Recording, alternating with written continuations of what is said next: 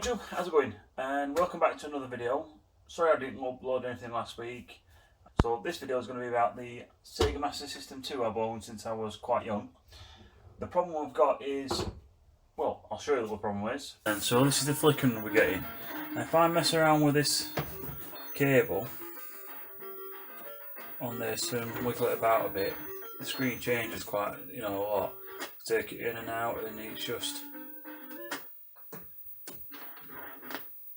So I nearly got it like, looking something like there. So I've checked the cable already. First point of call with me for to check the cable. Always check, your cable, what have you. But obviously it's, for some reason it's just not working right. So I'm thinking I'm just gonna desolder it, and then away we go. And so what I'm gonna do, the RF out port on these, the way they work, that's your RF out port there. What that is, that's for the video and the audio and what have you.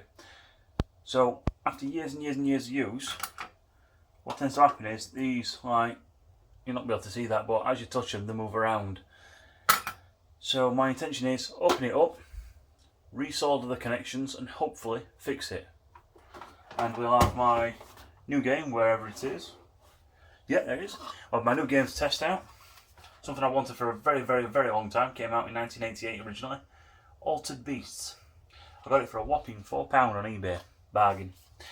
Anyway, let's crack on.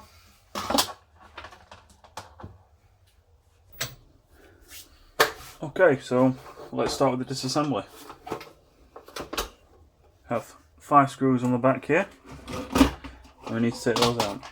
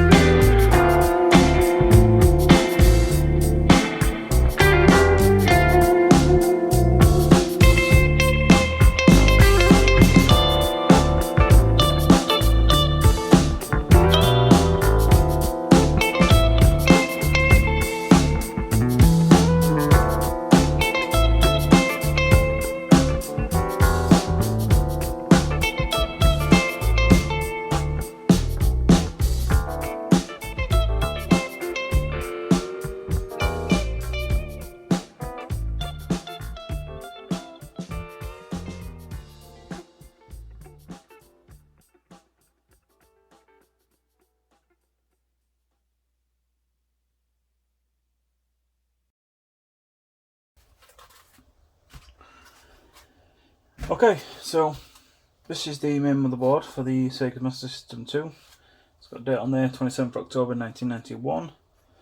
So it's 29 years old. Wow. Not doing bad, 29. Okay, so there's a potentiometer there. I'm going to say that it doesn't need adjusting because I've never adjusted it and it was working the last time I used my console, so I'm assuming maybe something's either going wrong with that or the connections have just got too old. So I'll have a resolder some of these connections here, just to do with this, and perhaps maybe that'll fix it. Can only try and find out, can't we? So let's get a bit of flux just to clean that old solder up. Oh, a bit much on that.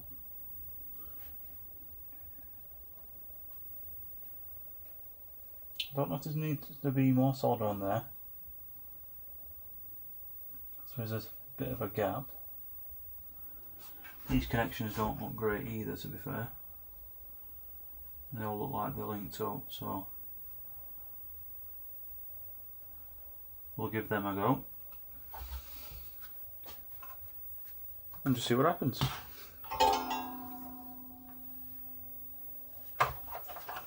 Sorry about the fuzzy picture.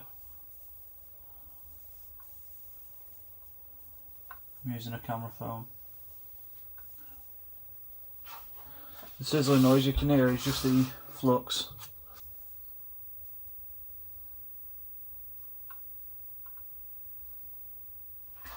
That old solder's not flowing very well, so let's try adding some new.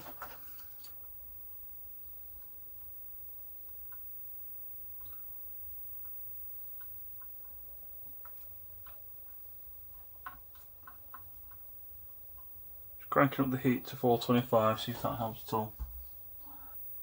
It seems to be flowing a bit better now.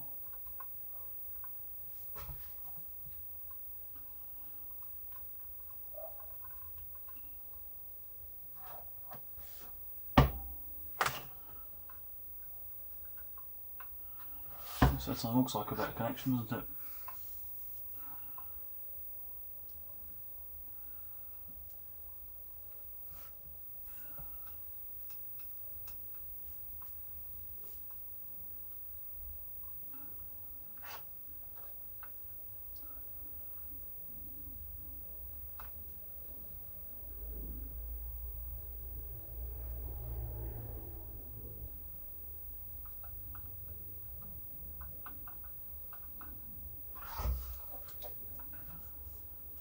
It looks like it just needed a bit more heat.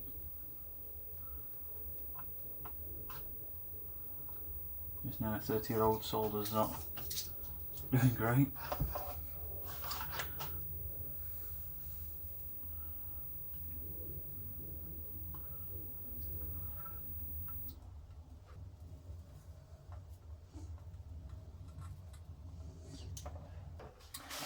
So a lot of these connections are now soldered quite nicely.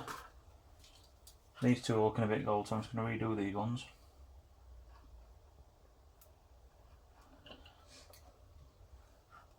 I'm not going to touch those ones for the moment. We'll just see how we get on. Now I just want to, now I've done those connections, I'm going to get a bit of a clean with some isopropyl alcohol. Get rid of the leftover flux residue.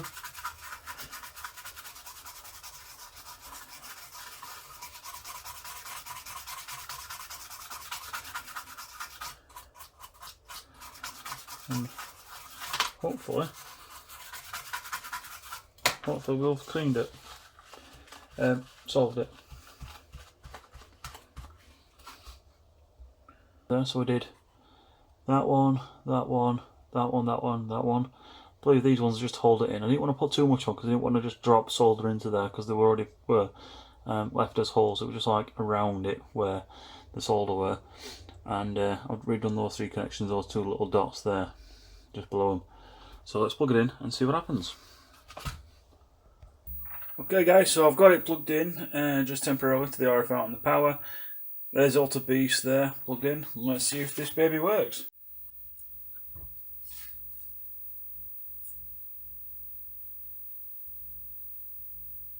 Looking good so far.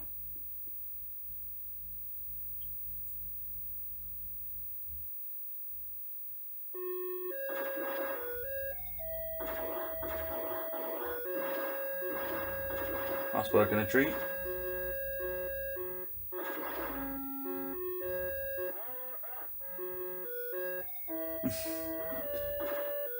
Fantastic.